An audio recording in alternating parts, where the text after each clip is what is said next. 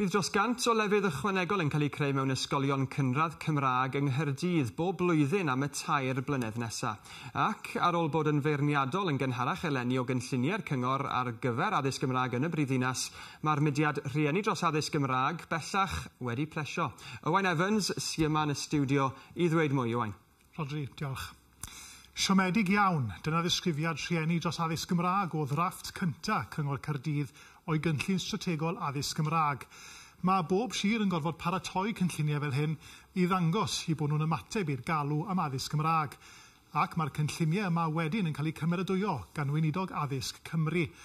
Yn achos Caerdydd, roedd y cynllun gwreiddiol yn cynnig 47 lle ychwanegol mewn ysgolion cynradd Cymraeg bob blwyddyn dros y 2 blynedd nesaf.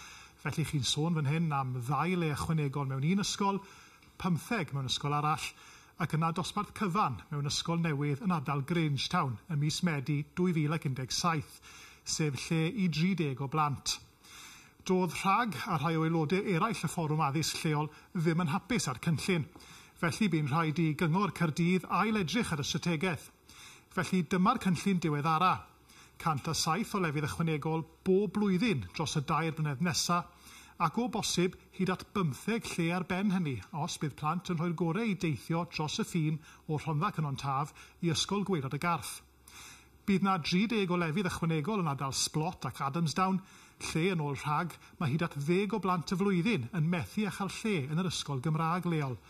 Ond mae'n siŵr mae'r prif bennawd fan hyn yw agor ysgol newydd a lle i 60 o blant y flwyddyn yn ardal Grangetown, a hynny'n digwydd yn 2016, flwyddyn ynghynt na'r cynllun gwreiddiol. Mae hwn anaddewid statudol. All Caerdydd ddim nôl ar hwn. Mae wedi cael seilbennydd y gweinidog, mae nhw'n gorfod i weithredu fe rhyw ffordd rhywsut. Mae nhw'n gorfod wneud rwle yn wardiau Grangetown a Thribute. Michael Jones fyna, ond allwch chi ddim a chael ysgol heb adeilad, ac mae'n bosib y gallai hynny achosi problem yn Grangetown. Mae yna drafodaethau anffurfiol wedi dechrau'n barod ynglyn â safleoedd posib. Hwn, canolfan hamdden Channel Fyw, yw'r safle mwyaf tebygol, ond mae rhai o bobl ar ardal yn poeni am golli cyfleusterau hamdden lleol.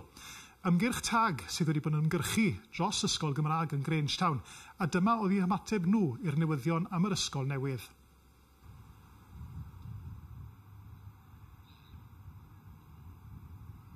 Wel, yn amlwg fydde rhywun eisiau gweld ysgol gynradd yn yr ardal mor fuan a phosib Medi 2015, ond mae eisiau bod yn realistig hefyd, a y ffaith bod nhw wedi symud y dyddiad yma o 2017 i 2016. Mae awgrymu ni yn dyfed bod y cyngor yn ceisio gwneud ei gorau i wthio pethau ymlaen.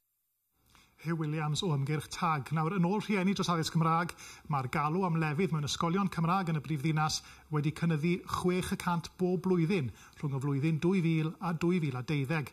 Felly, maen nhw'n hapus fod y cynllun yma sydd wedi gymeradwyo gan y Llywodraeth yn mynd i fod o help wrth geisio ateb y galw am addysg Cymraeg yn y brifddinas.